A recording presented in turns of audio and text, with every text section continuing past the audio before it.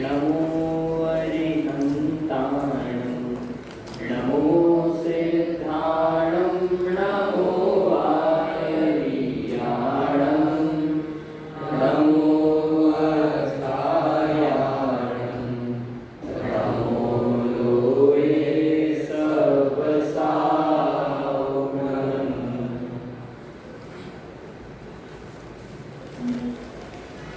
क्रमबद्ध पर्याय इस विषय पर हमने कल अपनी क्लास इस टॉपिक को यहाँ पर देखा था। क्रमबद्ध पर्याय का क्या स्वरूप है, क्रमबद्ध पर्याय इस सिद्धांत का क्या स्थान है पूरे जिनापक में, कल इस बात को हमने यहाँ पर स्टार्ट किया था। क्रमबद्ध पर्याय शब्द हमने पहले सुना हुआ है और आपने कोर्स में भी क्रमबद्ध पर्याय नाम की पुस्तक से उसके आधार से ये विषय पढ़ा हुआ है। बहुत सारे अध्यात्म के प्रवचन में, अध्यात्म के ग्रंथों में इस महत्वपूर्ण सिद्धांत का प्रयोग किया जाता है, क्रमबद्ध पर्याय।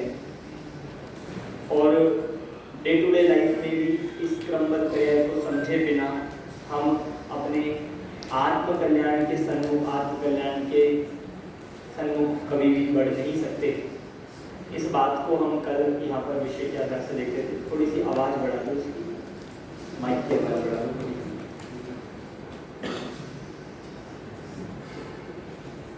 क्रमबद्ध पर्याय, इस शब्द का क्या अर्थ होता है? कल हमने इस शब्द को तोड़कर यहाँ पर लिखा था, क्रमबद्ध पर्याय। ये एक सिद्धांत का नाम है। कुछ लोगों को जो पहली बार सुनते हैं ऐसा लगता है पता नहीं ये कौन सी चिड़िया का नाम है, क्या है ये क्रमबद्ध पर्याय। क्रमबद्ध पर्याय ये जैन धर्म का सिद्धांत है। और सिद्धांत किसे कहते हैं कि फिलॉसफी है। ये जैन धर्म की फिलॉसफी है, एक सिद्धांत है। और ऐसा सिद्धांत है जो सिर्फ शास्त्रों में नहीं है, ये हमारे आसपास के पूरे वातावरण में है, प्रकृति में है, हमारे आसपास सब जगह ये सिद्धांत हमें दिखाई देता है। आज इस सिद्धांत की इसीलिए भी सबसे ज़्यादा उपयोगिता है क्योंकि कल हमने जो बात देखी थी कि हर किसी को क्या आकुलता होती है कि ऐसा क्यों हो गया, ऐसा क्यों नहीं हुआ, ऐसा होना चाहिए था, ऐसा कैसे नहीं हुआ, ये हम कर देंगे, हम बदल देंगे। ऐसा विकल्प और ऐसे विचार हमें दुखी बनाए रहते हैं, हम दुखी रहते हैं इन विचारों से। पर ये सिद्धांत जब कोई समझ लेता है, जब ये सिद्धांत समझ में आ जाता है तो ये सारी होने वाली आकुलता और टेंशन सब दूर हो सकती है।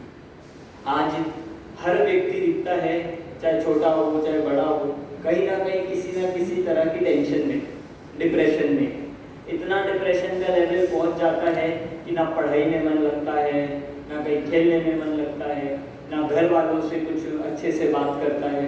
इस तरह के depression her stage of life में दिखते हैं, स्टूडेंट में, छोटे में भी, बड़े में भी, हायर स्टडीज करने वालों में भी, जॉब करने वालों में भी। आप किसी को भी देखोगे सब दुखी है, सब परेशान है, सबको एक ही प्रकार की आकुलता रहती है कि ऐसा क्यों हो गया। हमें भी ये लगता है ना कि मेरे साथ ही ऐसा क्यों हुआ, हमारी गलती नहीं थी फिर क्यों हुआ, हमारे साथ ही ऐसा क्यों होता है, हमें क्यों डांट पड़ती है, हमें क्यों बोला जाता है। देखो, एक तरफ तो अपना जो कर्म है वो कर्म अपना कार्य कर रहे हैं और कर्म के उद्देश्य से हमारे साथ अच्छा या बुरा सब होता जाता है। उसमें किसी की गलती नहीं होती, किसी का फेरफार नहीं चलता है कि आपके साथ इनने बुरा किया या इन्होंने बुरा किया, इनकी वजह से वो, ऐसा नहीं होता। ये तो सिर्फ हम कहने के लिए कहते हैं। वास्तव में हमारा अच्छा बुरा जो हमारे साथ होता हुआ दिखाई देता है, इसे करने वाला सिर्फ और सिर्फ कर्म सिद्धांत है। एक तरफ कर्म सिद्धांत है और दूसरी तरफ वस्तु का परिणमन, वस्तु का स्वतंत्र परिणमन जो चल रहा है, उस स्वतंत्र परिणमन को कहते हैं क्रमबद्ध पर्याय। ये वस्तु व्यवस्था को दिखाने वाली एक प्रक्रिया का नाम है, एक व्यवस्था दिखाने वाली व्यवस्था का नाम है, जो हमें ये बताती है जगत में जो कुछ भी होता है वो पूरा व्यवस्थित है, कुछ गड़बड़ नहीं होती। गेट बंद कर, कुछ गड़बड़ नहीं है, सब क्या हो रहा है बिल्कुल सिस्टमैटिक है। आप सोचो, हमें ऐसा लगता है कि कभी कुछ टूट जाता है, कभी कुछ फूट जाता है, कभी कुछ चोट लग जाती है, कभी कुछ होता है, तो ये सारी कितनी अव्यवस्था है। जैसे आप सोचिए, अगर हम सोचते हैं हमारी चीज़ें टूट गई, खराब हो गई, खराब क्यों हो जाती हैं, अगर ये चीज़ें खराब नहीं होती, जो चीज़ हम लाए, मान लो आप कोई डिवाइस लाए, कंप्यूटर लाए, और वो कंप्यूटर खराब नहीं होता, उसमें कोई दिक्कत ही ना हो, तो ऐसा चल सकता है हमेशा? पॉसिबल ही नहीं है। वो खराब भी होता है ना, या उसमें कोई प्रॉब्लम भी आती है, तो वो भी इसलिए क्योंकि एक पूरा सिस्टम, एक पूरा मैनेजमेंट इस बात पर चल रहा है कि उसकी सर्विस और रिपेयरिंग वाले लोग हैं। आप सोचो, जितने इंजीनियर्स होते हैं वो क्या करते हैं?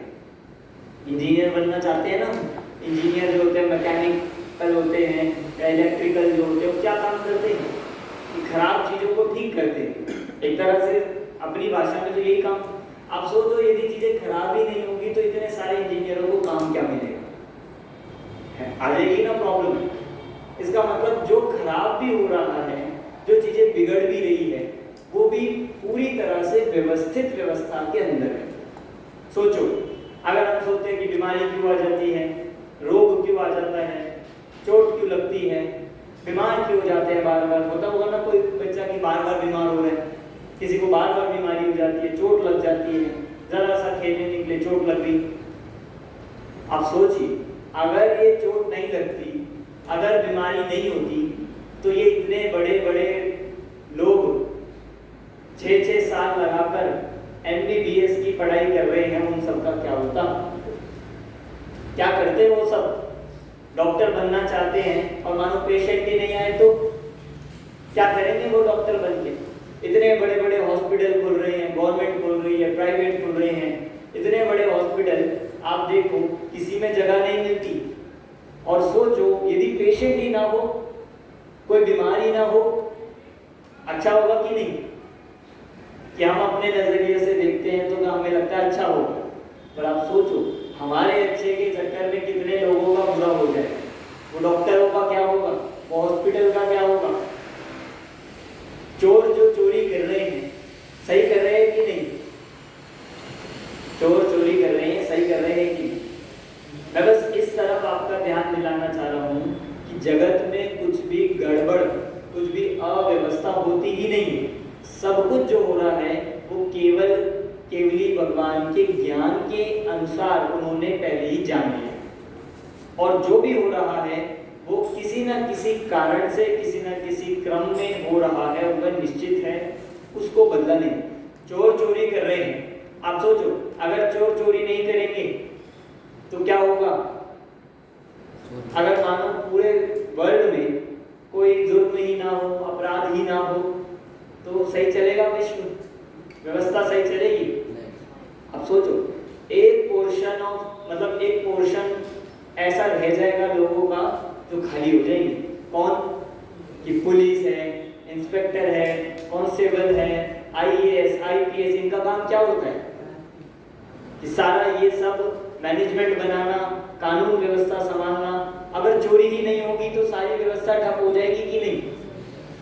सोचो, मतलब जितने भी गलत चीज हमें लग रही है कि गलत हो गया, ऐसा नहीं होना चाहिए, ऐसा होता है, ऐसा सही रहता, हम अपने हिसाब से कहते हैं कि सही गलत है, पर वास्तव में देखें, वस्तु स्वरूप से देखेंगे तो प्रत्येक कार्य होने योग्य होता है। कल बात कही थी ना, कल एक वाक्य कहा था कि जो होता है वो अच्छा होता है या नहीं, ये तो बात की बात है, पर जो होता है वह होने योग्य होता है। ये बहुत बड़ा मंत्र है और ये हमारी लाइफ का मंत्र बन सकता है। आप हर चीज को इस तरह से देखो, हमारे साथ जो हो रहा है, कुछ कपड़े हमारे फट गए, गंदे हो गए, कुछ गिर गया, कुछ टूट गया, कुछ खो गया, तो आपको दुखी होने की जरूरत नहीं। हम हर सिद्धांत का सार, हर सिद्धांत का निष्कर्ष इस पे निकलना चाहिए कि हम आकुलित और दुखी ना हो। समझ में आ रही है? स्कूल में कोई झगड़ा हो गया, लड़ाई हो गई, किसी ने कुछ कह दिया, किसी ने डांट दिया, किसी ने कुछ बोल दिया, अब हम उस बात को इतना सोचते रहते हैं कि सोच कर टेंशन में आ जाते हैं। शरीर से भी बीमार होने लगते हैं और मन से भी बीमार हो जाते हैं, और इतने बीमार हो जाते हैं कि ना खाने में मन लगता है और ना खेलने में, ना पढ़ने में। तो आप उसको सोचते रहोगे तो क्या होगा, क्या सॉल्यूशन निकलेगा? कोई है सॉल्यूशन? कोई सॉल्यूशन नहीं होने वाला। जो होना था वो हो गया। अब क्या करना चाहिए? अब क्या कर सकते हैं? कुछ नहीं कर सकते। अब उसको जैसा हुआ है उसको एज इट इज एक्सेप्ट करके हमें उस बात को भूल जाना चाहिए कि भाई जो हुआ है वो होने योग्य हुआ, गलत नहीं हुआ, होना था तो हो गया। आप बताओ, बीमार होते हो, क्यों होते हैं बीमार? सबसे पूछे कि बीमार होना चाहिए कि नहीं? नहीं होना चाहिए। फिर क्यों हो जाते हो? बोलो, आप क्या कहोगे? कि हम जानबूझकर थोड़ी होते हैं, होना होता है तो हो जाते हैं। तो हर क्रिया का, हर घटना का आंसर यही है कि जो होने योग्य होता है वही हो जाता है। बस इस सिद्धांत का नाम है क्रमबद्ध पर्याय। समझ में आ रही है बात या नींद आ रही है? कि समझ में आ रही है कि नहीं? इस सिद्धांत का नाम है क्रमबद्ध पर्याय। क्रम मतलब है पर्यायों का अपना एक निश्चित क्रम है, बद्ध, और उस क्रम में वो बंधी हुई। जैसे एक एग्जाम्पल इसमें आता है, मोतियों की जैसे माला होती है, जिससे जाप देते हैं ना, माला होती है। उस माला में एक के बाद एक मोती बंधा हुआ है, एक के बाद एक। कितने मोती होते हैं उसमें? 108 मोती होते हैं, और उसमें भी 108 है और बंधे हुए एक धागे से वो सारे बंधे हुए होते हैं। और उसमें भी आपने देखा होगा कुछ माला इस तरह की होती है कि मोती के आगे भी एक गांठ होती है और उसके पीछे भी एक गांठ लगाते हैं। क्यों लगाते हैं? कि जिससे वो मोती ज्यादा मूव ना करे, इधर उधर ना हो। इसका मतलब एक के बाद एक तो है ही, और उसमें भी एक एक का अपना स्थान फिक्स है, आगे पीछे नहीं हो सकते। ज्यादा उनमें आगे पीछे होने की गुंजाइश ही नहीं होती। अब ये मोतियों का जो मार्कर देना, जो इस तरह से मोतियों की माला का स्वरूप होता है, उससे आप देखोगे तो आपको समझ में आएगा कि कैसे ये बात समझ क्रमबद्ध पर्याय में पर्यायों का स्वरूप है। ये धागा है पूरा जो बंधा हुआ। अब इस धागे में क्या होता है? एक एक करके ऐसे मोती होते हैं। अब इन मोतियों में एक के बाद एक तो है ही, इसके बाद कौन सा आएगा ये भी है। और जो मोती है, ऐसा भी नहीं है कि ये मोती यहाँ आ जाएगा, ऐसा भी होता नहीं। मतलब एक के बाद एक होगा और उसमें भी अपना अपना प्लेस सबका फिक्स है, अपना अपना स्थान सबका फिक्स है। आपको यहीं पे रहना है, आपको इधर नहीं रहना, इधर ही वाले को इधर ही रहना है, आगे नहीं रहना। मोतियों का स्थान कैसा है? बिल्कुल फिक्स है। ये फिक्स बस ऐसे ही द्रव्य की व्यवस्था है। जीव द्रव्य के जो गुण हैं या अन्य उद्गल द्रव्यों के, धर्म द्रव्यों के, उन द्रव्यों की एक एक समय की पर्याय। समय जानते हो आप? समय कितना होता है? समय नाम सुना है? काल द्रव्य की सबसे सूक्ष्म पर्याय को कहते हैं समय। जैसे मिनट, सेकंड, समय इससे बड़ा होता है कि छोटा होता है? सेकंड से बड़ा या छोटा? एक सेकंड में कितने समय होते हैं? कि असंख्यात समय मान लो, एक सेकंड में असंख्यात समय होते हैं। तो काल द्रव्य की सबसे छोटी यूनिट है समय। अब होता क्या है? द्रव्य की जो पर्याय है, एक एक पर्याय अपने निश्चित क्रम में बंधी हुई है कि एक के बाद 1 के बाद 2 आएगी, 2 के बाद 3 आएगी, 3 के बाद 4 आएगी, बिल्कुल फिक्स है। आपके साथ जो घटनाएं हो रही है, जो चेंजेस आ रहे हैं, वो सब इस क्रम में ही आ रहे हैं। इस क्रम को समझने का नाम है क्रमबद्ध पर्याय। समझ में आ रही है बात? ऐसा मोतियों के हार से आप समझ। जैसे देखो एक एग्जांपल समझो, जैसे टाइल्स है, टाइल जो पूरी व्यवस्था है, जैसे दीवार पर भी लगी हुई है, नीचे भी लगी हुई है, एक के बाद दूसरी है, दूसरे के बाद तीसरी, तीसरे के बाद चौथी, ऐसे क्रम से है। अब आप सोचो कि मैं पहली टाइल उठा के 10वें नंबर पे ले आऊं, हो सकता है क्या? अगर आप पहली 10वें पे लाओगे तो 10वीं कहां जाएगी? और अगर आप पहली को 10वीं पे लाओगे तो वो दूसरे नंबर की पहली हो जाएगी। सारा ऑर्डर खराब हो जाएगा कि नहीं? जैसे स्टूडेंट्स की लाइन बनाते हैं मान लो, और लाइन हमने बनाई रोल नंबर से। रोल नंबर होता है आपके? यहाँ पे होंगे रोल नंबर भी। रोल नंबर से हमने लाइन बनाएंगे 1 2 3 4 5 6 ऐसे। अब कोई कहे कि नहीं मुझे आगे नहीं लगना, कि आपको लगना पड़ेगा। क्यों लगना पड़ेगा? कि आपका रोल नंबर जहाँ पे आता है आपको वहीं पे लगना पड़ेगा। अब कोई कहे नहीं मुझे तो आप 10वें के बाद लगाओ, आप 10वें नंबर पे लगाओ। तो 10वें नंबर पर यदि हम उसको लगाएंगे तो दिक्कत क्या आएगी कि 10वें वाले का क्या होगा, जो 10 नंबर पे लगना है उसका क्या होगा। दूसरा जो आप पहले पे थे और आपको 10वें पे लगना है तो 10वें में दिक्कत आई, साथ ही जो दूसरा था उसके साथ भी क्या हो गया, अब वो भी अपने समय से खाली हो गया। जैसे ऑर्डर है 1 1 2 3 4 5 इस तरह से। अब मान लो ये 1 नंबर की पर्याय ये चाहे कि मैं बाद में आना चाहता हूँ, कि 8 नंबर पे आना चाहते हैं, तो हो सकती है व्यवस्था कि नहीं हो सकती, क्योंकि आप 1 नंबर को हटा दोगे, मान लो हटा दिया हमने। अब 8 नंबर पे उसको कैसे रिप्लेस करें, 8 वाला कहाँ जाएगा? और अगर 8 वाले को हमने इसको लगा दिया तो 8 वाली पर्याय का अभाव हो जाएगा, इस वाली पर्याय का। दूसरा ये 2 नंबर जो था उससे पहले जो पर्याय थी ये समय खाली हो जाएगा, यहाँ पे क्या होगा, फिर दिक्कत आएगी कि नहीं। ये एग्जाम्पल कल मैंने दिया था ना कि बाल अवस्था के बाद युवा अवस्था आती है और युवा अवस्था के बाद तरुण अवस्था और हम कहे प्रौढ़ अवस्था, फिर वृद्ध अवस्था आती है। कोई कहे कि नहीं हमें सीधा वृद्ध बना दो कि वृद्ध अवस्था के बहुत दुख है तो हम बाद में नहीं सहन कर पाएंगे। क्या कर सकते हैं हम कि हमें पहले वृद्ध अवस्था के दुख सब हम सहन कर लेंगे, इसलिए पहले बूढ़े बना दो। ऐसा हो सकता है, पॉसिबल है? ऐसा कोई साइंस में ऐसी कोई टेक्नोलॉजी आई हो कि जो ऐसा काम कर सके कि नहीं? कल एग्जांपल देखा था ना कि अगर हम मंडे के बाद ट्यूसडे की कैंसिल या संडे के बाद मंडे को कैंसिल करना चाहें तो वह हो सकता है क्या कि वह भी संभव नहीं है। इसलिए ये क्रमबद्ध पर्याय को समझना यही हमारे लिए श्रेयस्कर है। आप बदला बदली में रहोगे, फेरफार करोगे तो दुखी रहेंगे, नियम से दुखी हो। आप देखो आज हर व्यक्ति को जो दुख है, जो हमको दुख होता है या और अन्य लोगों को भी, उस दुख का मेन कारण ये है कि हम चीजों को बदलना चाहते हैं। जैसा है उसको वैसा एक्सेप्ट नहीं करते, क्या करना चाहते हैं, बदलना चाहते हैं। हम उसके ज्ञाता नहीं रहकर हम उसके कर्ता बनना चाहते हैं।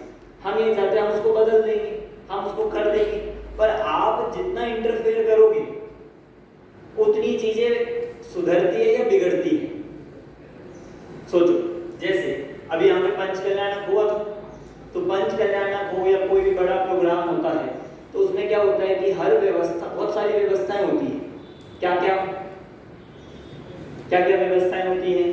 वे आवास व्यवस्था है, यातायात व्यवस्था है, वीआईपी व्यवस्था है, भोजन व्यवस्था है, और क्या क्या होती है कि मंच व्यवस्था है, सम्मान व्यवस्था, बहुत सारी होगी। तो ऐसी व्यवस्था आप इतने बड़े लेवल पे मत देखो, तो अपने हॉस्टल में देखो। हमारे हॉस्टल में भी डिपार्टमेंट होते हैं कि नहीं? कुछ बनाए गए होंगे एक क्लास में कि भाई अटेंडेंस लेने का इसका डिपार्टमेंट है, या फिर और कोई चीजों का इसका डिपार्टमेंट है। डिपार्टमेंट बनाते हैं। अगर मानो हम सोचे कि हम दूसरे के डिपार्टमेंट में यदि हस्तक्षेप करेंगे, उसमें अगर हम फेरफार करेंगे तो व्यवस्था अच्छी होगी कि बिगड़ेगी? सोचो, इतना बड़ा पंच कल्याणक हुआ, 10,000 15,000 लोग आए, अगर उसमें एक दूसरे की व्यवस्था में कोई इंटरफेयर करता तो सही से हो पाता? कभी हो सकता है ऐसा? कि बिल्कुल भी नहीं होगा। जब तक ये जीव दूसरे द्रव्यों के फेरफार करने में, उसी में इंटरफेयर करता रहेगा, हस्तक्षेप करता रहेगा, तब तक सुखी नहीं हो सकता। ये नियम है। आप सोचोगे कि हम ये भी व्यवस्था देख ले, हम ये भी देख ले, हम ऑलराउंडर बन जाए, हम ये भी करते रहे, ये भी कर ले, ये डिपार्टमेंट भी। तो जो ऐसा होता है ना, जो सारे डिपार्टमेंट लेना चाहता है वो एक भी डिपार्टमेंट ठीक से नहीं संभालता। इसीलिए क्या व्यवस्था बनाई जाती है कि आपका ये है, आपको ये देखना है, दूसरे को दूसरा दिया, आपको दूसरे से कोई मतलब नहीं है, आपको अपना काम अच्छे से। जब कोई अपना कार्य अच्छे से करता है तो वहां पे व्यवस्था बढ़िया चलती है। आप देखो ना, हमारी जो बॉडी है ना, शरीर, उसमें भी ये व्यवस्था है। मान लो हमारे इतने सारे ऑर्गन्स हैं, कोई को ऐसा लगे क्या जरूरत थी इतने सारे की, 2-3 रख लेते मेन और उनको सारा काम करा देते। अब हार्ट, जैसे हार्ट है हमारा, हार्ट ये कहने लगे कि मैं लिवर का काम कर लूंगा, लिवर को हटा दूंगा, चल जाएगी ऐसी बॉडी, व्यवस्था बन जाएगी कि 2 किडनी की क्या जरूरत थी, हाथों से काम कर लो किडनी का भी, ऑर्गन तो ऑर्गन है। कि लिवर, लंग्स की क्या जरूरत थी, किडनी से करा लो, खाली रहती है पूरे दिन, ये काम उसको दे दो। अगर शरीर में भी ऐसा होता कि एक काम दूसरा करने लग जाए या 2 काम एक ऑर्गन करने लग जाता तो शरीर सही से चल पाता क्या? नहीं चल सकता। जहां व्यवस्था पूरी एक डिपार्टमेंट की, एक ऑर्गन का अपना फंक्शन बताया गया है तो वो वही करता है तो अच्छे से चलता है। अगर आप एक को 2 दे दोगे या दूसरे में हस्तक्षेप करेगा तो वह एक भी काम ठीक से नहीं हो पाएगा। ये बात मैं इसीलिए कह रहा हूं कि पूरे द्रव्यों की, सारे गुणों की पर्यायें सब द्रव्यों के गुणों के अपने अपने हाथ में, और बिल्कुल इतने सिंसियर है वो गुण अपना काम करने में, कोई दिक्कत नहीं है। कल आपको एक उदाहरण दिया था ना कि सनसेट जो होता है, सनराइज होता है, तो सन इतना पंचुअल है, आज तक कभी लेट नहीं उठा, कभी लेट नहीं हुआ। जिस समय का डिक्लेयर होता है उस समय सनराइज होता है, जिस समय मना किया, मतलब जब सनसेट होना होता है तब सनसेट होता है। कभी ऐसा नहीं होता कि सनसेट के टाइम पे राइज हो गया और राइज के टाइम पे सेट हो गया, ऐसा हुआ कभी क्या? जो जिसका कार्य है, जो जैसी व्यवस्था है, जिस समय जो काम होना है वो बिल्कुल वैसे ही होता है, और इतना व्यवस्थित होता है कि ना 1 मिनट आगे ना 1 मिनट पीछे। समझ में आ रहे हैं? आपको कभी टेंशन हुई क्या हम सो तो गए, पता नहीं सूर्योदय होगा कि नहीं होगा, ऐसी टेंशन हुई? आपको क्यों नहीं होती वो टेंशन? बोलो आप। कि पता है हमको उसकी टेंशन लेने की जरूरत नहीं, वो काम हो जाएगा, उसे करने वाला, उसकी व्यवस्था एक डिपार्टमेंट पे है, आप बिल्कुल टेंशन लेने की जरूरत नहीं। अब यहाँ भी ऐसे ही क्यों नहीं लगाते हैं कि हम बड़े हुए कि नहीं हुए, हमारे साथ पता नहीं अच्छा होगा कि नहीं होगा, कि आपको टेंशन लेने की क्या जरूरत है? आप ये सोचो कि जो द्रव्य का जिस गुण में जो परिणमन होना है वो होकर ही रहेगा, उसमें कोई भी आपको विकल्प और टेंशन लेने की जरूरत नहीं। एक पंक्ति आपने सुनी होगी, भजन की पंक्ति जो बोलते हैं, भजन है प्राचीन भजन में, जो जो देखी बीत रात ने, सो सो होसी वीरा रे, अनहोनी कबहू नहीं होसी, काहे होत अधीरा। बहुत सुंदर भजन है, बहुत अच्छा है, प्राचीन भजन हमें पढ़ने चाहिए। देखो पढ़ के बताता हूं मैं कैसा है। जो जो देखी बीत राग ने, सो सो होसी वीरा रे, अनहोनी कबहू नहीं होती, काहे होते अधीरा रे। जो जो होता है वो कैसे होता है, तो वहां पे एक उदाहरण दे दिया, एक एग्जाम्पल दे दिया किसका, कि जो जो देखी वीतराग ने। वीतराग मतलब कि जो वीतरागी भगवान है, सर्वज्ञ भगवान है, जो जो उन्होंने देख लिया है वही होता है कि कुछ आगे पीछे भी होता है?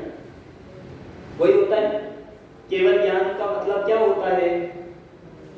कल एक प्रश्न आया था ना कि सर्वज्ञ को मानते जो नहीं है, किसका प्रश्न था ये तुम्हारा, कि जो सर्वज्ञ को मानते नहीं है वो फिर ब्रह्मपद पर्याय को कैसे माने? आप देखो समझना नहीं, सर्वज्ञ किसे कहते हैं? बोलो सबसे पीछे आप। जो 3 लोग 3 काल को एक साथ एक समय में जाने वाले, जो 3 लोग 3 काल को, उनके द्रव्य गुण पर्यायों को एक साथ एक समय में जाने, उसे क्या कहते हैं? सर्वज्ञ। सबको पता है। अब देखो वो वर्तमान को जान रहे हैं कि नहीं, कि हम यहाँ बैठे हैं, क्लास चल रही है, जान रहे होंगे कि नहीं? जान रहे हैं। कल सुबह क्या होने वाला है, क्या टॉपिक पढ़ाया जाने वाला है, आपको नहीं पता, मुझे भी नहीं पता, पर किसको पता है? सर्वज्ञ भगवान जान रहे हैं कि नहीं कि उनके ज्ञान में आ रहा है।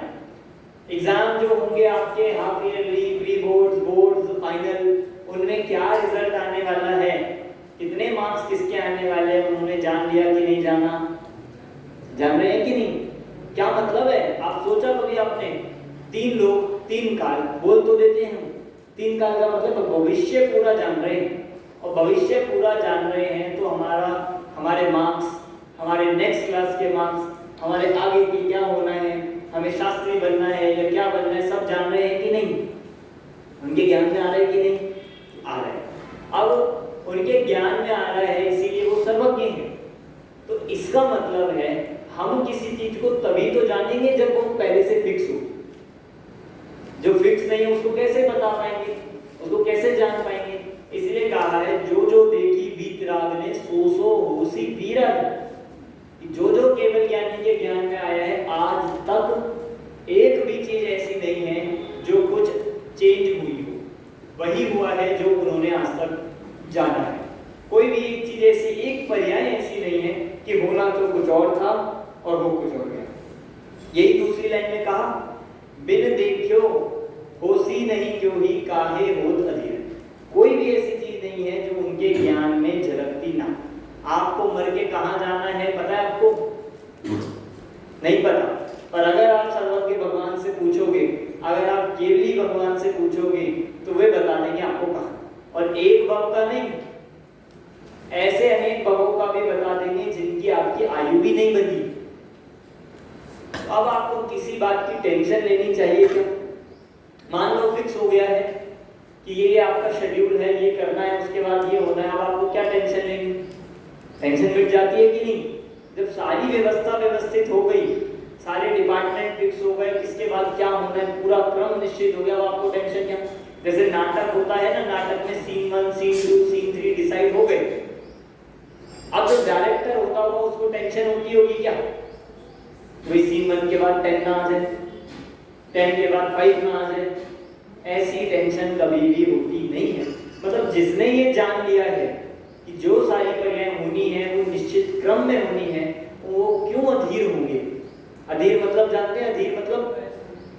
अधीर मतलब क्या होता है? आकुल व्याकुल कह सकते हैं, और इम्पेशेंस, कि भाई बिल्कुल ऐसा होना कि जिनको धैर्य नहीं, अधीर हो गए।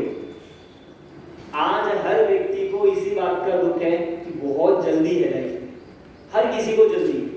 बच्चों को बड़े होने की जल्दी है, बड़ों को सक्सेसफुल होने की जल्दी है, जो सक्सेसफुल है उन्हें करोड़पति बनने की जल्दी है, जिनका ज्ञान कम है उन्हें ज्ञान ज्यादा होने की जल्दी है, जो पतले हैं उन्हें मोटे होने की जल्दी है, और जो मोटे हैं उन्हें और मोटे होने की, कि नहीं, पतले होने की जल्दी है, जो छोटे हैं उनको बड़े होने की जल्दी। सबको कुछ ना कुछ जल्दी है कि नहीं? किसी को जल्दी है, जल्दी क्लास खत्म हो जाए, ये भी हो सकता है, जल्दी पेपर हो जाए, जल्दी शिविर खत्म हो जाए, ये भी जल्दी होती है। बहुत लाइफ में हमारी जल्दी है, और बहुत इस जल्दीबाजी के नाम पर हम जितनी जल्दीबाजी दिखाते हैं, जितनी जल्दीबाजी करते हैं, उतने काम बिगड़ते हैं। ये अधीरता है।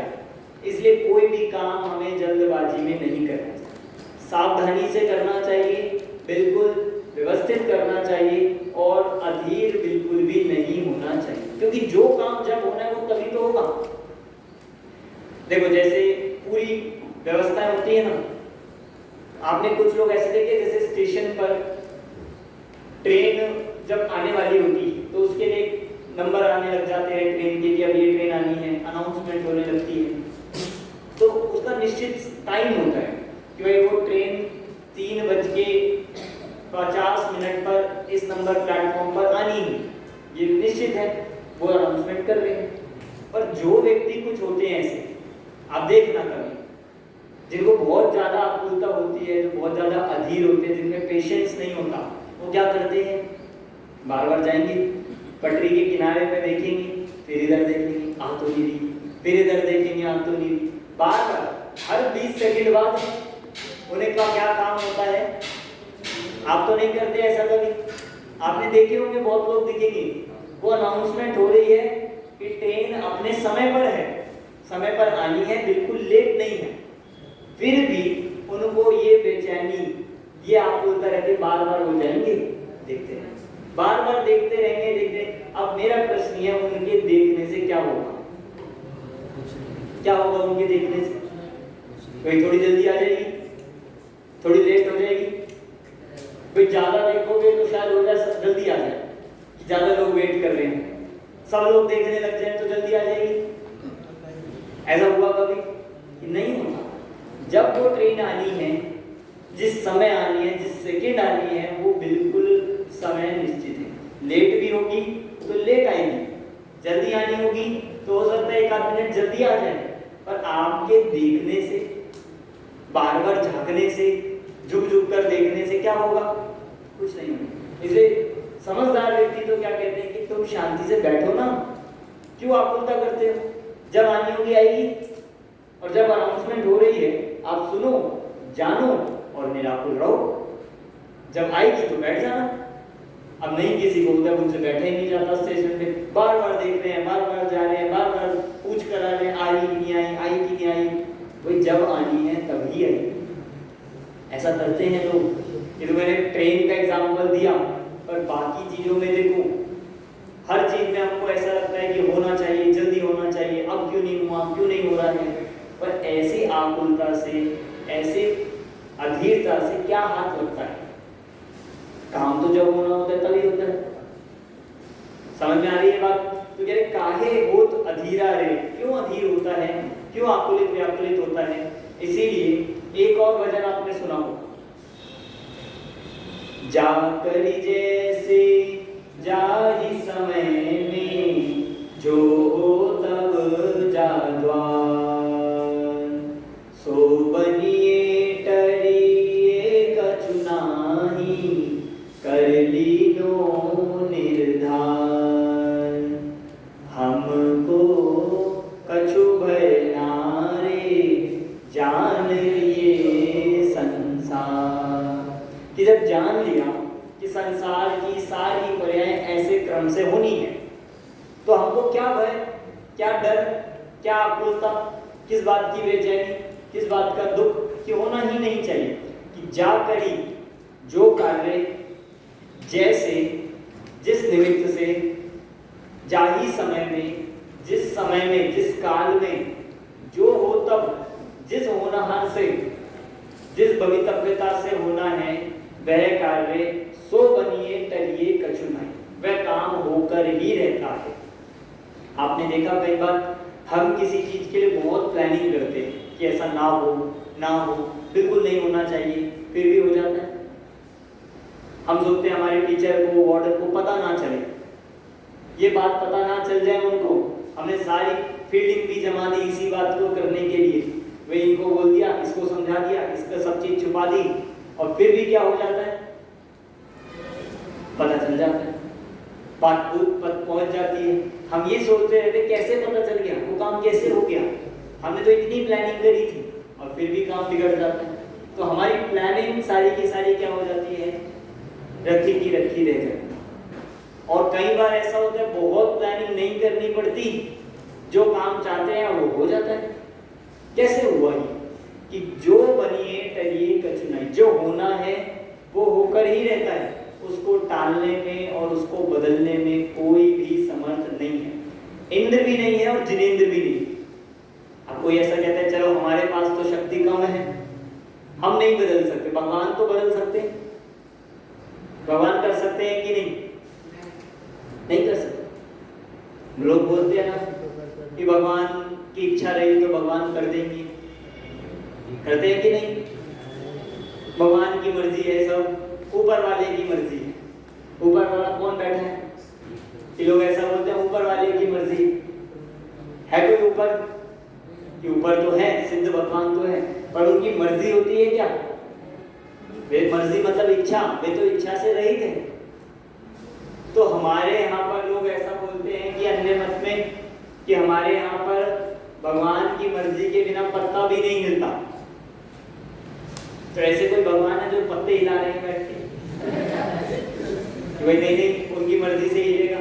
सारे पत्ते जो हिल रहे होंगे, अब वो रिमोट कंट्रोल दबाते होंगे कि अब ये पत्ते हिलाने, ऐसा भाई लोग बोलते तो है। हमारे भगवान के बिना, उनके बिना पत्ता भी नहीं हिलता। क्या जैन धर्म में भी ऐसे कोई भगवान होते जो पत्ता हिला रहे हैं बैठकर? क्या उनको और कुछ काम नहीं है? कि देखो ऐसे कोई जिनेंद्र भगवान ऐसा कार्य करते नहीं। कोई अन्य बोले, कोई अन्य माने, पर जैन धर्म में ऐसे कोई भगवान ही स्वीकार नहीं होते। ऐसे कोई भगवान नहीं बैठे हैं जो सबके ये कार्य करते रहेंगे, जिनको और अन्य अपना काम नहीं है और वो जगत की व्यवस्था ही देखते रहेंगे। इसीलिए किसी भगवान, हम सोचते हैं कि हमारी शक्ति नहीं है, पर भगवान तो कर सकते हैं। कि आप सोचो भगवान क्या काम कर रहे हैं? वे तो अपने आत्म स्वरूप में लीन है, वे तो अपने अतीन्द्रिय सुख को भोग रहे हैं। क्या उनको ये विकल्प आता होगा कि अब चलो इनका ध्यान रखें, इनका कुछ कर दें, इनका कुछ भला कर दें या बुरा कर दें, या ये चीजें बना दे, बिगाड़ दे? आपने सुना होगा कि अन्य मत में गॉड मानते हैं, और गॉड भगवान ऐसा मानते हैं जो ब्रह्मा विष्णु महेश के रूप में। ब्रह्मा का काम क्या होता है? कि सृष्टि की रचना करना। विष्णु का काम क्या होता है? कि सृष्टि का विनाश करना। और महेश का काम क्या है? महेश का विनाश करना। और विष्णु का क्या है? कि उसकी संभालना। तो उनको यही काम है। क्या जैन धर्म में भी ऐसे भगवान होते हैं? अब सोचो, ये बहुत बड़ी बात है और ये ईश्वर कर्तृत्व का भी निषेध करने वाला सिद्धांत है। अब सोचो ना, जब हमने सारा डिपार्टमेंट द्रव्य का द्रव्य के हाथ में दे दिया कि द्रव्य का परिणाम उसके खुद की जिम्मेदारी है, तो फिर भगवान का रोल भी नहीं है ना, भगवान का भी इंटरफेयर नहीं होता। इसीलिए कुछ भी पर द्रव्य का परिणाम ना कोई इंद्र बदल सकता है, ना ही जिनेंद्र। इंद्र में कौन कहलाते? इंद्र सौधर्म इंद्र इतना शक्तिशाली होता है कि जो अपनी उंगली से पूरा मध्यलोक उठा ले और मध्यलोक पलट दे, ऐसी उसकी शक्ति होती है सौधर्म की। पर फिर भी इतनी शक्ति होने पर भी वह एक द्रव्य का दूसरे द्रव्य में कुछ भी हस्तक्षेप करने में समर्थ नहीं। सोचो, ऐसे ही जिनेंद्र भगवान तो सौधर्म से भी ज्यादा शक्तिशाली है, उनकी तो अनंत वीर्य है, अतुल बल वाले हैं। तो वे चाहे तो पूरा विश्व पलट दे, वे चाहे तो पूरी 3 लोक को पलट सकते हैं, पर फिर भी उनके भी इस प्रकार का विकल्प उनको नहीं आता है। एक तो आवश्यकता नहीं है करने की, और दूसरा ऐसा इच्छा, ऐसा विकल्प भी उनको होता नहीं कि हम ये काम करें। और जो अन्य ऐसे देवी देवता होते हैं उनको हम देवी देवता मानते ही नहीं जो ऐसा काम करते हो, रागी द्वेषी देवी देवता। तो इसीलिए ना कोई द्रव्य का, जिस द्रव्य का जिस समय में ब्रह्मच त्रय का स्वरूप आपने गाथा सुनी होगी ना, जम जस जम्मी देसे जेन विहानेन जम्निका अग्नि तम तस् तम्मी देसे तेन विहानेन तम्मिका। 3 गाथाओं का पूरा समूह है, तीनों गाथाएं मैं एक बार पढ़ता हूँ। जम जस जम्मी देसे जेन विहानेन जम्निका लम्मी नादम जिनेन नियतम जम्मम वा अहम वा तम तस् तम्मी देसे तेन विहानेन तम्मिका लम्मी को सक्कली वाले दो इंदो वा कहे जिंदो वा एवं जो निक्षय दो जानती तब्बाण सब दब जाए सो सद्दिठी सुदो जो संकदी सो उदिठी। बहुत ही मार्मिक गाथाएं हैं और इन गाथाओं से क्रमबद्ध रहकर स्वरूप आता है। जम जस जिसका, जब जम्मी देशे जिस देश में, जेन विहानेन जिस विधान से, जम्मी कालम में जिस काल में। 5 पॉइंट दे दी, कौन कौन से? जिस द्रव्य का, आप लिख लीजिए, जिस द्रव्य का जिस देश में, जिस विधान से और जिस काल में। 4 पॉइंट है। और जिस काल में, और इसी में आगे लिख लो जो होना है। 5वां पॉइंट है जो होना है। दोबारा बोलता हूं, जिस द्रव्य का जिस देश में, जिस विधान से, जिस काल में जो होना है वह उसी द्रव्य का उस देश में उस विधान से उसी काल में वही होकर रहता है।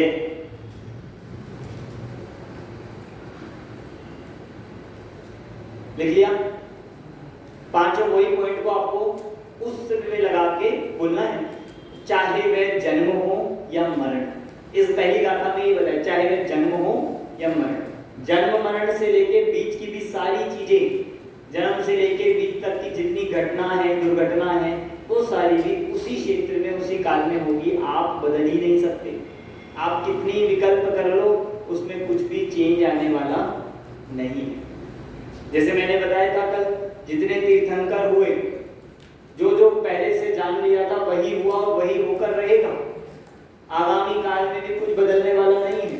जो जो घोषणा हुई है, आपको पता है, आपने सुना होगा भरत चक्रवर्ती के कुछ स्वप्न आते हैं।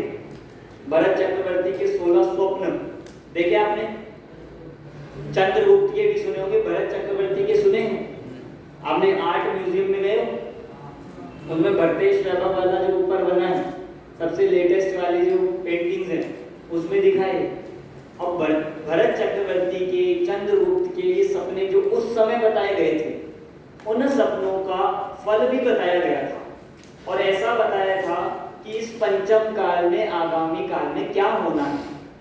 और ठीक है, आप जब पढ़ोगे ना, तो आप जानकर ये आश्चर्य होगा, जैसा आज से 1 लाख 1 करोड़ साल पहले बताया गया था, बिल्कुल वही का वही आज हो रहा है। बिल्कुल वही का वही हो रहा है। एक सपना आया और उसका प्रतीक बताया, उसका फल बताया कि उस फल का क्या होगा। एक एक स्वप्न किस बात को दिखाता है कि पंचम काल में, आगामी जन्म पे क्या होगा, कि ऐसे ऐसे धर्म का लोप होगा, या फिर मुनिराज इस प्रकार से विहार करेंगे, इस प्रकार से मुनिराज एकल विहारी होंगे इत्यादि। आज वही सब हो रही है कि नहीं? आप देखोगे, आप देखना, वो एक एक घटना, वो सपने जो बताए गए थे वही हो रहा है। कुछ भी नहीं बदला।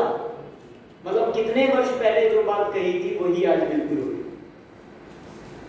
महावीर भगवान का जो जीव है, वो कहां से मरकर जी वहां पर आया कि 16वें स्वर्ग से, मान लो कि सर्वार्थ सिद्धि से आया, और वहां से आने पर जन्म लिया। तो कहां जन्म लेना था उसको? कहां जन्म हुआ महावीर भगवान के जीव का? कहां हुआ था बालक वर्धमान का जन्म? कुंडलपुर। माता कौन थी? त्रिशला देवी। पिता कौन थे? तो गलती से कुछ एक्सचेंज नहीं हुए क्या? भाई आने थे इतनी दूर से, पता चला कि कुंडलपुर की जगह पर हस्तिनापुर में जन्म हो गया। ऐसा हुआ कभी? जो घोषणा पहले की गई थी कि जिनको समेत शिखर जी से मोक्ष जाना है वो वहीं से गए, जिनका बताया था कि नहीं जाएंगे वो नहीं गए। कितना व्यवस्थित था। एक एक घोषणा हमें इस बात को बताती है कि प्रथमा नियोग, कर्णा नियोग, चरना नियोग, द्रव्य नियोग, पूरी घोषणा इस क्रमबद्धता को ही दर्शाती है। आप सोचो, फिर बदलने का, फेरफार करने का जितना प्रयास है, वो सारा प्रयास मिथ्या है, गलत ही तो है। कुछ समझ में आ रही बात?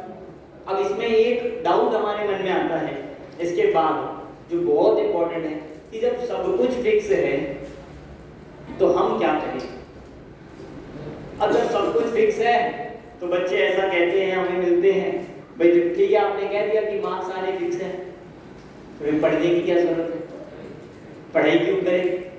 बोलो, सही बात है कि नहीं? कितने लगता है आपको, कितने लोगों को जब फिक्स है तो पढ़ाई छोड़ दें? नीचे करो हाथ। और बाकियों को उनको नहीं लगता, वो क्या कहना चाहते हैं? बोलो बोलो। जो हम पढ़ाई करेंगे वो भी तो फिक्स होगा ना कि हम इससे समय पढ़ाई करने बैठेंगे। बिल्कुल। देखो, अब ये बात सुन के हमें ऐसा लगता है कि जब फिक्स है तो हम तो हाथ पे हाथ रख के बैठ जाए, कुछ करना ही नहीं है, जो होना होगा हो जाएगा। कि देखो, जो होना है होगा तो वही। आप उसको स्वीकार करो या ना करो, आप उसको मानो या ना मानो।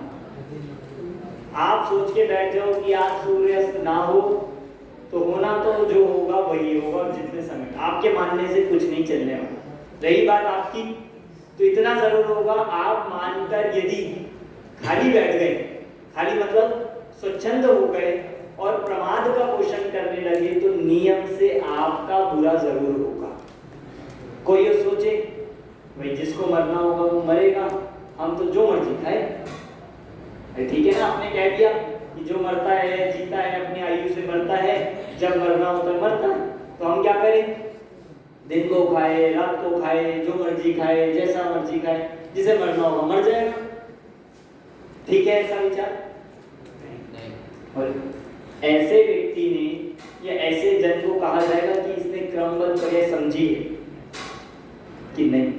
क्रमबद्ध पर्याय या कोई भी जिनागम का सिद्धांत किस चीज का पोषक होता है कि वीतरागता का पोषक। आप उस सिद्धांत को समझकर क्या निष्कर्ष निकाल रहे हो ये देखा जाएगा।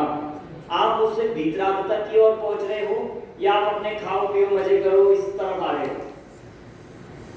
समझ आ रही बात कि वीतरागता का पोषण होना चाहिए। दूसरी बात कि जब हम ऐसा सोचते हैं तो हमको ऐसा लगता है कि कुछ करने का नाम, कुछ बदलने का नाम, फेरफार करने का नाम ही पुरुषार्थ है। और अगर हम ये मान लेंगे कि सब कुछ निश्चित है तो हमारा पुरुषार्थ खत्म हो जाएगा, ऐसा भ्रम हमको लगता है। परंतु फेरफार करने का नाम पुरुषार्थ नहीं। लिख लो आप ये, पर द्रव्य में फेरफार करने का नाम पुरुषार्थ नहीं है। पर द्रव्य में फेरफार करने का नाम पुरुषार्थ नहीं है। फिर प्रश्न ये है पुरुषार्थ किसका नाम है, तो लिखो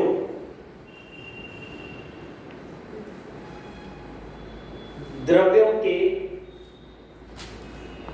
सहज परिणमन को सहज रूप से, द्रव्यों के सहज परिणमन को सहज रूप से स्वीकार करने का नाम पुरुषार्थ है। दोबारा, द्रव्यों के सहज परिणमन को सहज रूप से स्वीकार करने का नाम पुरुषार्थ है। आप सोचो, हमें ऐसा लगता है कि हम जब तक कुछ बदले नहीं, कुछ उसमें अपना इनपुट ना दे, कुछ उसमें हस्तक्षेप ना करे, तब तक क्या पुरुषार्थ किया। पर ऐसा नहीं है। उस होते हुए चीज को जानना भी तो पुरुषार्थ है, उसे जानकर एक्सेप्ट करना भी तो पुरुषार्थ है। और यहाँ ये कहा जाएगा, जिनवाणी ये कह रही है, गुरुदेव श्री ये कहते थे कि सबसे बड़ा पुरुषार्थ तो यही है। सबसे बड़ा पुरुषार्थ कि जानना, ज्ञाता रहना, ये सबसे बड़ा पुरुषार्थ है। आपको अभी यहाँ पे कह दिया जाए आपको थोड़ी देर बैठना है, और बैठ के कैसे बैठना है कि बिल्कुल कुछ नहीं बोलना, किसी में कुछ इंटरफेयर नहीं करना। बोलो आसान है कि मुश्किल है? बहुत मुश्किल है। चुपचाप बैठने के लिए कह दिया जाए कि बस आपको जानना देखना है, बोलो कितनी देर बैठ सकते हो? 1 मिनट, 2 मिनट, मुश्किल से 5 मिनट बैठ पाओगे। फिर कुछ ना कुछ इधर करना, इधर देखना, उधर बोलना, इनको बोलना, इसके छेड़ना, इसको परेशान करना, ये सब करने लग जाते हैं जो कर रहे हो आप। सोचो कि ऐसा करना, इसका नाम हमें लगता है पुरुषार्थ। पर ज्यादा पुरुषार्थ, ज्यादा बड़ा काम क्या है कि शांति से ज्ञाता रहना, चीजों को जानना, ज्ञाता दृष्टा रहना, ये सबसे बड़ा पुरुषार्थ है। इसलिए जो अनंत भगवान हैं, जो सर्वज्ञ बनते हैं, वे ही अनंत वीर्य के धारक होते हैं। उन्हीं में अनंत बल होता है, क्योंकि वे उस अनंत बल के कारण से लोकालोक को जान रहे हैं और उससे प्रभावित नहीं। इसीलिए अब प्रश्न हमारा ये था कि फिर पढ़ाई छोड़ दे कि नहीं छोड़े? छोड़ दे। देखो, इसको आप रिजल्ट की तरफ से सोचो। अगर हमें ये विचार आ रहा है कि भाई जो होना है सो होकर रहेगा, हम क्या करें? सो जाते हैं। कल एग्जाम है और कोई बच्चा ये कहे कि पास होना होगा तो पास हो जाऊंगा, फेल होना होगा तो फेल हो जाऊंगा, और उसने बुक अभी तक नहीं खोली, अब बताओ उसका क्या होगा? भाई ऐसे व्यक्ति को, ऐसे बच्चे के तो लक्षण देखकर ही पता लग जाएगा क्या होगा। भाई जिसको एक दिन पहले भी ये विचार आ रहा है भाई जो होना होगा हो जाएगा, हमें पढ़ने की क्या जरूरत है, भगवान ने देख लिया है, तो हाँ देख लिया भगवान ने, क्या देखा होगा उसका? नियम से फेल। दूसरी तरफ कि अगर जो होना है वो हो जाएगा, पास होना होगा हो जाऊंगा, फेल होना होगा हो जाऊंगा, ऐसा जानकर ये विचार आ रहा है कि अपना काम तो पढ़ना है, अपना कर्तव्य तो क्या है कि आप तो ईमानदारी से पढ़ो। फिर ये विचार हमारे दिमाग में, हमारे हर समय रहना चाहिए कि उसे पढ़ते हुए हमें टेंशन में नहीं आना, डिप्रेशन में नहीं आना। तब ये हमें बात, ये विचार करते रहनी है कि अगर पास होना होगा तो पास होकर रहूंगा, और फेल होना होगा तो फेल होगा, अपना कर्तव्य क्या है? पढ़ना। अब ऐसे व्यक्ति को, ऐसे जीव का हम ये देख सकते हैं कि चांसेस किस चीज के है ज्यादा? पास। मतलब अगर पास होना फेल होना निश्चित है तो ये विद्यार्थी पढ़ेगा या नहीं पढ़ेगा ये भी तो निश्चित है। अगर आपको पढ़ने का भाव आ रहा है, इसका मतलब क्या है कि भाई पढ़ेगा और ये पास भी होगा, पढ़ेगा और पास भी होगा, अच्छे मार्क्स भी आएंगे। और जिसको ये विचार आ रहे हैं कि चलो सो जाते हैं, खेलते हैं, या पढ़ाई में कुछ नहीं रखा, अब ऐसे विचार आने वाले का क्या चांस हो जाते हैं कई बार कि वो नियम से फेल होता है। समझ में आ रही बात? तो इससे हमें ये नहीं सोचना चाहिए कि हमारा पुरुषार्थ लोप हो गया। पुरुषार्थ का क्या होगा? हमारे हाथ में क्या रहा? आपके अनुसार पर द्रव्य में कुछ भी नहीं होगा, उसमें हमारे हाथ में कुछ लेने की, कुछ मानने की आवश्यकता ही नहीं है।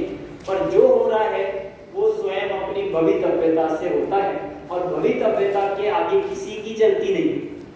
एक वाक्य आप देख लो, कार्य के होने में भवितव्यता ही बलवान होती है। कार्य के होने में भवितव्यता ही बलवान होती है।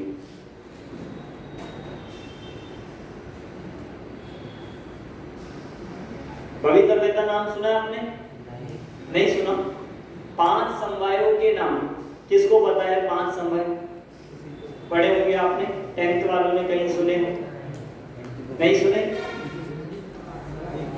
कोई बताएगा 5 समवायों के नाम? 5 समवाय कौन कौन से होते हैं? चलो लास्ट ये आपको पढ़ाते हैं हम, 5 समवाय कौन कौन से होते हैं। इसको इरेज करते हैं।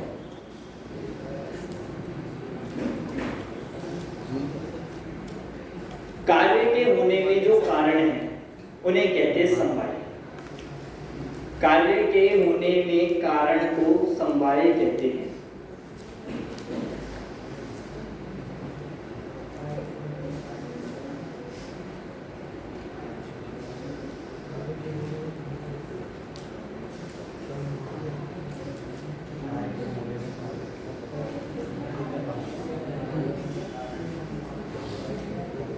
कार्य के होने में कारण को समवाय कहते हैं। नाम सुना आपने समवाय का? आज से पहले अभी भी सुना? इससे पहले नहीं सुना? चलो सुन लो जिन्होंने नहीं सुना, बहुत इंपॉर्टेंट है।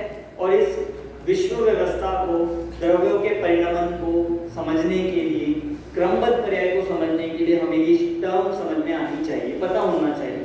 समवाय का मतलब क्या है? क्या लिखा है अपने? कार्य के होने में कारण को समवाय। अब ये समवाय 5 होते हैं, एक नहीं 5 होते हैं।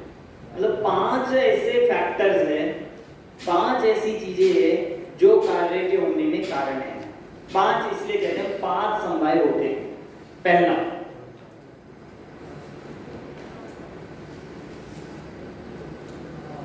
पहला समवाय है स्वभाव। क्या है पहला? स्वभाव। जोर से बोलो, पहला क्या है? स्वभाव। पहला क्या है? स्वभाव। पहला समवाय स्वभाव। स्वभाव मतलब होता है वस्तु का स्वभाव। जो वस्तु होती है, वस्तु का स्वभाव होता है, वो है पहला कारण। जैसे अग्नि है, अग्नि से उष्णता होगी, तो उष्णता कब हुई? क्योंकि वो वस्तु का स्वभाव। अगर ये स्वभाव कारण नहीं होता, उसमें स्वभाव समवाय नहीं होता, तो अग्नि नहीं जला सकती। इसलिए पहला हो गया स्वभाव। अभी एक एग्जांपल पे पांचों लगा के दिखाएंगे। दूसरा, स्वभाव के बाद आप लगा लीजिए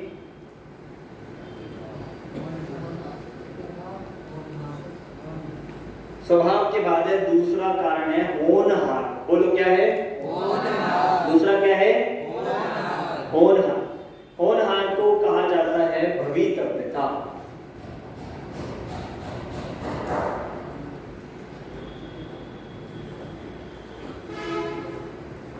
होनहार का मतलब होता है जो होने योग्य होगा वही होगा। होनहार, नाम से ही पता लग गया होनहार, कि जो होने योग्य होगा वही होगा, उसके अलावा कुछ नहीं होगा। इसको कहते क्या है? होनहार।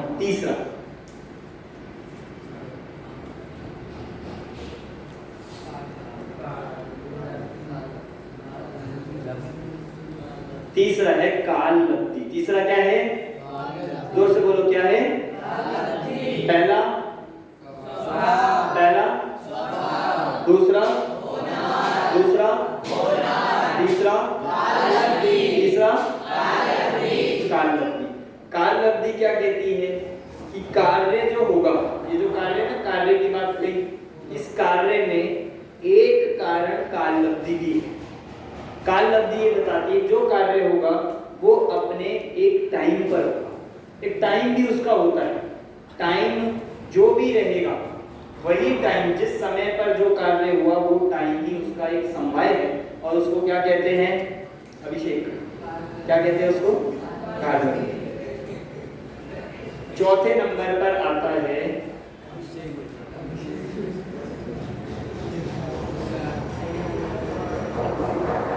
पुरुषार्थ। चौथे नंबर पर आता है पुरुषार्थ। जोर से बोलो, चौथा क्या है? चौथा क्या है?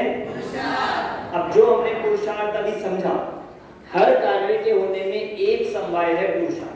पुरुषार्थ का भी रोल है, बिना पुरुषार्थ के काम नहीं होता। पर पुरुषार्थ उसका नाम नहीं है जो मैंने आपको बताया कि भाई फेर फार करने का नाम पुरुषार्थ नहीं है। सहज होते हुए परिणाम को एक्सेप्ट करना, सहज रूप से जानना, स्वीकार करना, इसका नाम पुरुषार्थ।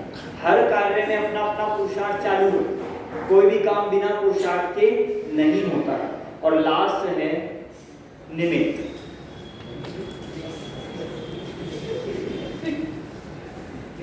लास्ट है निमित्त। पांचवा कारण क्या है? जोर से बोलो, पांचवा क्या है? क्या नाम है? पहला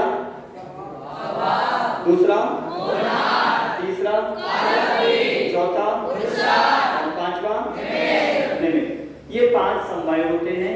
इनको पांचों को कारण कहा है। ऐसा स्वरूप है, यदि पांचों में से एक भी नहीं होगा ना तो कार्य नहीं होगा। कार्य के होने में निमित्त भी चाहिए, पुरुषार्थ भी चाहिए, काल लब्धि भी चाहिए, होनहार भी चाहिए और स्वभाव भी चाहिए। अब एक एग्जांपल मैं आपको बताता हूं जिसमें ये पांचों हम लगा देंगे।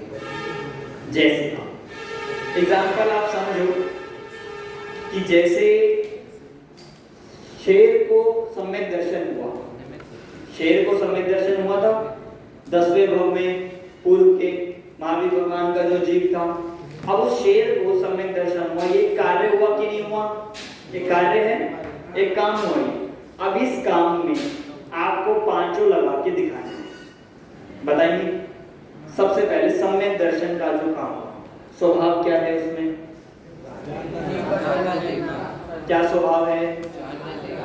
जानना देखना ही। सम्यक दर्शन काम पे लगाओ कि जो श्रद्धा गुण है वो जीव का स्वभाव है, उद्गल का नहीं।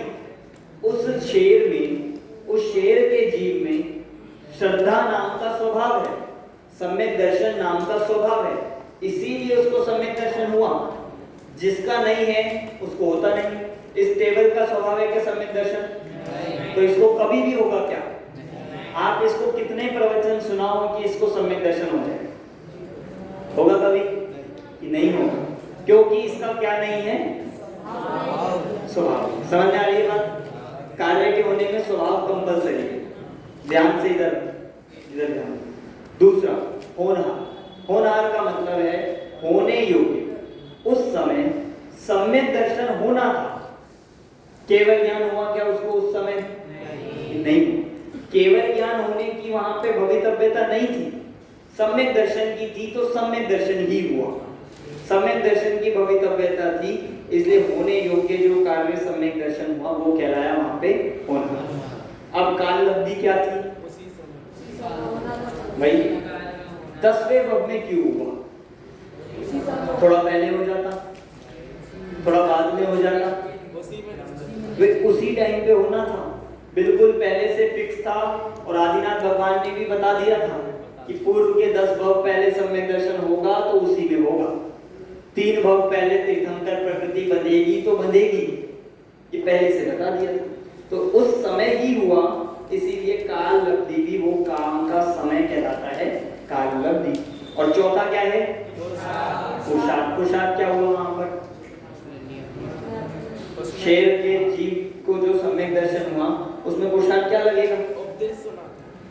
कि देखो, जब उसने उन मुनिराजों का उपदेश सुना, उपदेश सुनकर जो उसने भेद विज्ञान अंदर में किया, जो स्व और पर को भिन्न भिन्न जाना और अंदर में आत्मानुभव उसने प्राप्त करने का पुरुषार्थ जो किया वो कहलाएगा पुरुषार्थ। जो वह अंतर्मुख हुआ ना, भेद ज्ञान किया, वो कहलाएगा पुरुषार्थ। भेद ज्ञान हो गया पुरुषार्थ। और निमित्त क्या है वहां पर?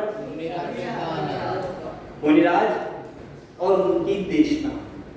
वहां निमित्त कहे जाएंगे कि वो मुनिराज की जो देशना रही, उनका जो उपदेश रहा, वो क्या हो गया उस कार्य में? अब देखो, काम एक हुआ और होंगे 5। अगर मानो मुनिराज नहीं होते तो हो जाता सम्यक दर्शन? नहीं। काल लब्धि नहीं होती तो हो जाता? नहीं। स्वभाव नहीं होता तो? नहीं। अगर वो मुनिराज आके टेबल को सुनाएंगे तो इसको हो जाएगा? नहीं होगा। इसलिए 5 का होना कंपलसरी है। बस इस काल लब्धि को बताती है क्रमबद्ध पर्याय।